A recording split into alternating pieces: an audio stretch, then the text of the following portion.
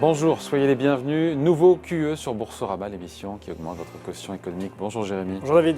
Jérémy Tubiana pour l'XOR ETF. Alors, cette question qui concerne beaucoup de gens. Comment débuter en bourse en limitant les risques, en investissant en une seule fois ou en investissant tous les mois?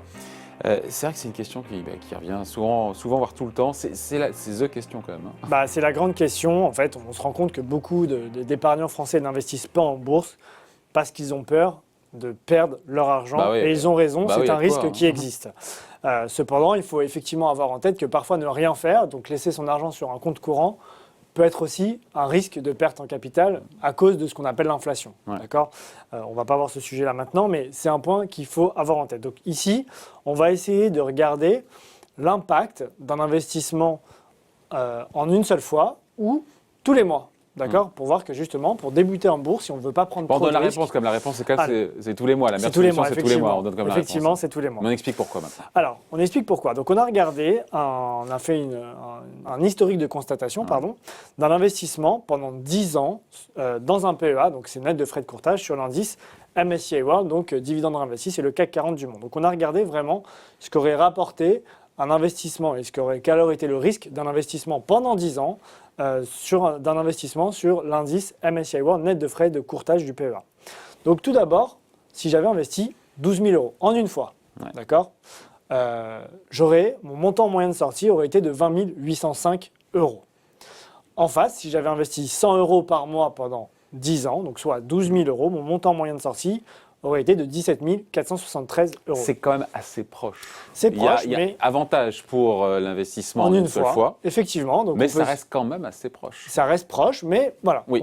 C'est libre à chacun de faire son choix, mais effectivement, on pourrait se dire, tiens, en investissant 12 000 euros en une fois, j'aurais gagné plus en moyenne qu'en investissant tous les mois. Maintenant, attention, en face, un rendement, il y a toujours un risque.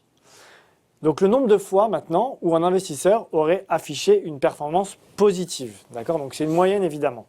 En ayant investi en une seule fois 12 000 euros, en moyenne, l'investisseur aurait eu 73% de fois où il aurait affiché une performance positive.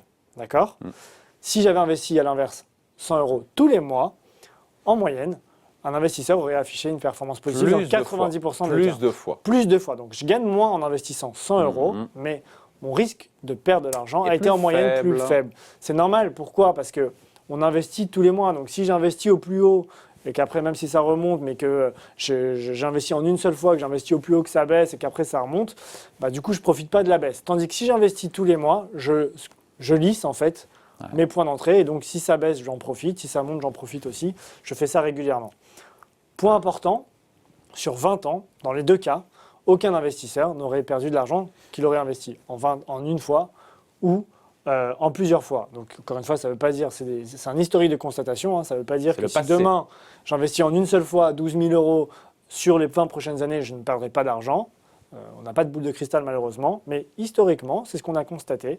Donc voilà, donc bien avoir en tête. Investir en une fois rapporte peut-être plus, mais à un risque plus important qu'investir en ça va plusieurs ensemble, fois. C'est ce qu'on apprend à l'école. Exactement. Donc, mais le fait de se dire qu'investir tous les mois rapporte moins, mais à un risque moindre, peut permettre aux gens qui se disent tiens, j'aimerais peut-être investir en bourse parce que j'ai vu le CAC 40 baisser ou j'ai envie de profiter de ça sur le long terme. Et le long terme est très important. Ça peut être un bon moyen pour commencer et pour débuter. Voilà, en 30 secondes, petit rappel sur le MSCI World, ce qu'on a appelé ici le CAC 40 du monde, parce que le CAC 40 c'est bien, mais il y a l'équivalent à l'échelle de la planète. Alors oui, une fois qu'on se dit que pour débuter en bourse, je ne sais pas si je dois investir tous les mois ou en plusieurs fois, souvent après la question c'est qu'est-ce que je dois acheter ?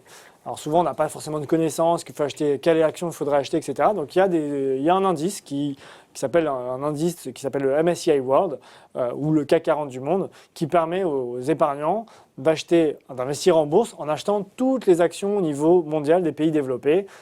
Donc on va retrouver aussi bien du Apple, du Microsoft. En gros, on achète des GAFA, quoi, en gros. On achète pas mal de GAFA, mais pas que. On achète également des actions françaises, des actions japonaises, des actions suisses, des actions canadiennes. On a vraiment les plus grandes. Les plus grandes actions, les 1600 plus grosses actions mondiales. Donc en une transaction, on n'a pas besoin de se poser la question de quelle action je dois choisir. On achète le panier des 1600 plus grosses capitalisations mondiales. Et donc voilà, donc c'est un produit qui est éligible aussi bien dans l'assurance vie que dans un PEA. Et donc voilà, ça permet effectivement de ne pas se poser la question de savoir quelle action je dois acheter. J'achète des actions mondiales, il y a un risque de perte en capital, mais c'est un investissement action évidemment. Donc pour les néophytes, pour les profanes, pour les débutants qui nous regardent, qui s'interrogent, qui veulent dormir tranquille, le meilleur moyen de limiter les risques, c'est d'investir évidemment tous les mois. La preuve par les chiffres qu'on a fait aujourd'hui. Merci Jérémy. Merci David. À très vite pour un nouveau QE sur Boursorama, l'émission qui teste et surtout qui augmente votre quotient économique.